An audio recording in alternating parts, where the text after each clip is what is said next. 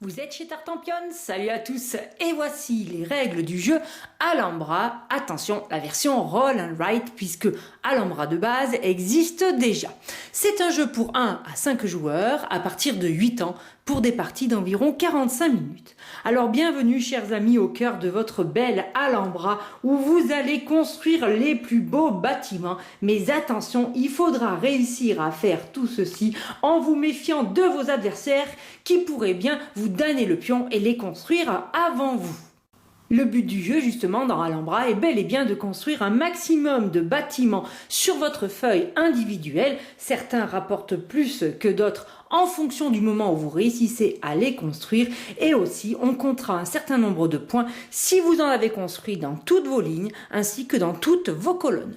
Selon le nombre de joueurs, on jouera en un certain nombre de manches.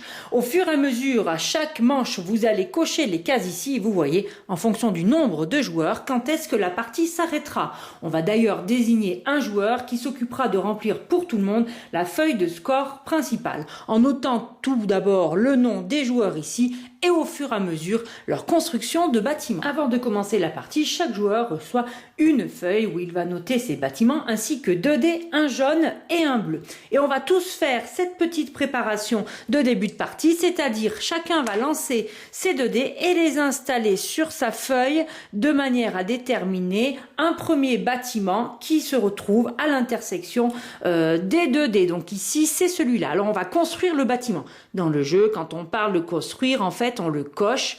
Voilà, comme ça on sait qu'il a été bâti. On va répéter cette opération 3 fois jusqu'à avoir construit chacun 3 bâtiments. On lance chacun ainsi ces 3 dés. Alors c'est important, si jamais vous retombez sur le même résultat, vous relancez les dés jusqu'à ce que vous ayez 3 bâtiments bien différents les uns des autres. Voilà, j'ai fait mes 3 bâtiments. Au fur et à mesure que je fais un bâtiment, il faudra que je transmette les infos au premier joueur qui va les noter ici justement sur la feuille de score principale. Donc par exemple, moi j'ai fait un bâtiment de ce type, il va cocher mon premier bâtiment. Ensuite, j'ai fait un bâtiment de ce type, il le coche. Et ensuite, j'ai fait un bâtiment de ce type, il le note ici. Quand on coche les bâtiments, on commence toujours de la gauche vers la droite. Et si on a rempli entièrement une ligne, on ne pourra plus construire ce bâtiment. Tous les joueurs ont coché leurs 3 bâtiments de base pour pouvoir attaquer la partie. Après avoir fait ceci, ils ont relancé chacun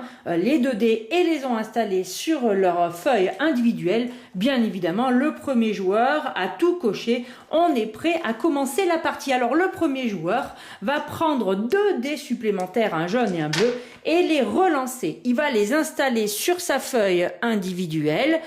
Si jamais 2 dés ont le même numéro, on les superpose. Voilà, donc ça me fait ici 4 intersections.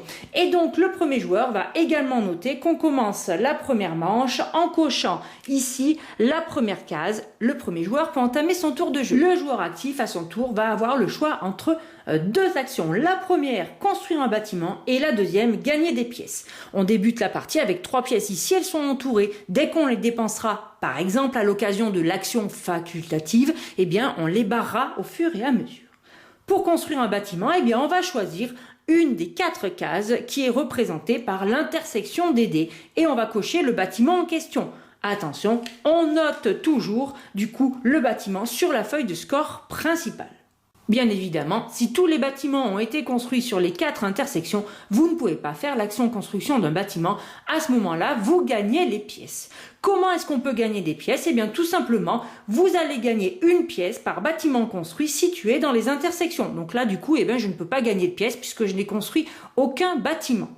Je vais donc choisir de construire ce bâtiment qui est à l'intersection de ces 2 dés. Pour ceci, je le coche. Alors maintenant que mon tour est terminé puisque je ne veux pas faire d'action facultative, je vais retirer les 2 dés qui m'ont servi pour ce bâtiment, je les pose à côté de ma feuille et les 2 qui restent, qui ne m'ont pas été utiles, je vais les passer à mon voisin de gauche. Attention, sans en changer la valeur, il va devoir les installer sur sa propre feuille. Le joueur suivant devient donc le joueur actif, il va réaliser son propre tour de jeu, passer 2 dés au 3e joueur. Ici j'ai fait une installation à 3 joueurs. Le troisième joueur fait son tour de joueur actif et lui aussi va me passer les 2 dés dont il ne s'est pas servi, que je vais installer sur ma propre feuille. Le tour est complété. On attaque une deuxième manche en cochant la case.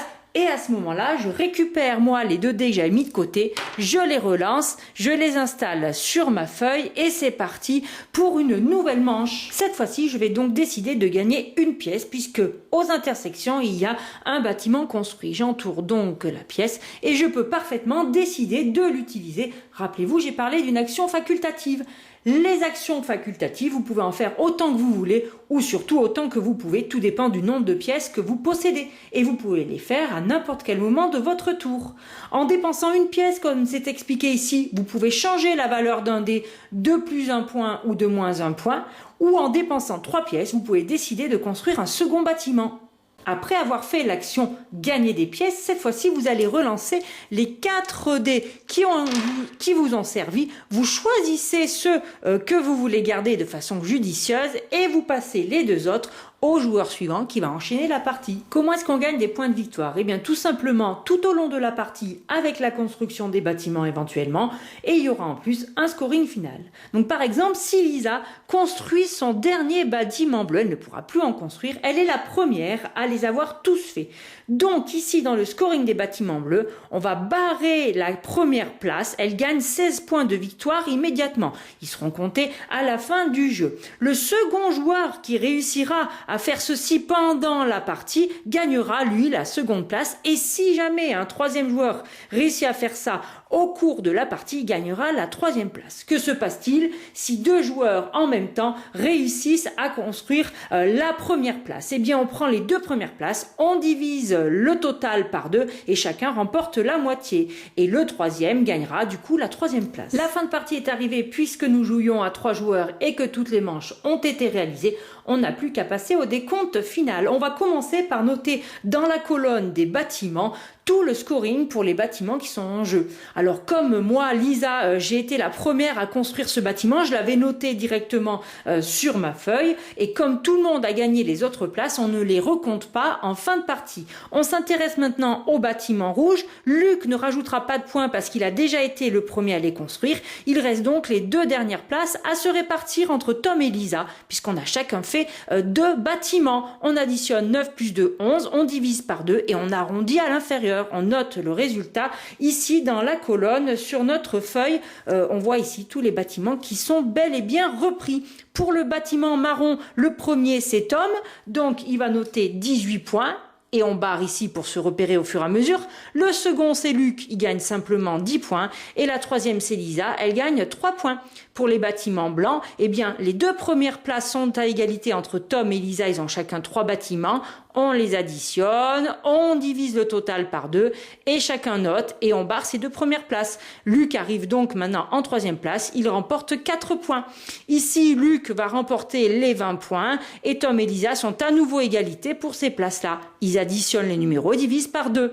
Luc remporte ici les 21 points pour les bâtiments violets et ensuite Tom et Lisa sont à nouveau à égalité pour les 2 dernières places. On fait pareil et ensuite chaque joueur va regarder sur son plateau individuel les derniers points à glaner. En effet, comme c'est expliqué ici, on va regarder chacune des lignes et chacune des colonnes. Il faut avoir au minimum 4 bâtiments construits pour remporter des points. Donc dans cette première ligne, j'ai les 6 bâtiments construits, je gagne donc les 10 points. Ici, j'en ai 4, je gagne 2 points. Le scoring est marqué ici. Là, je gagne pas de points, pas de points, pas de points et pas de points pour ces lignes-là. Et si je regarde les colonnes, je n'ai pas de points là non plus à m'attribuer, à part pour celle-ci, car j'ai 4 bâtiments. Là aussi, je gagne 2 points de victoire. Sur ma colonne, sur ma feuille, je totalise les bâtiments, je totalise les points des lignes et des colonnes, et il reste un dernier petit truc à rajouter. Vous gagnez 1 point de victoire par lot de 2 pièces qui n'ont pas été dépensées. Vous faites le total et devinez quoi? Celui qui a le plus de points de victoire en fin de partie gagne. Et bien voilà, chers amis, pour les règles du jeu Alhambra, la version Roll and Write du célèbre opus. Je vous dis à très bientôt chez Tartampion et surtout n'oubliez pas, amusez-vous bien!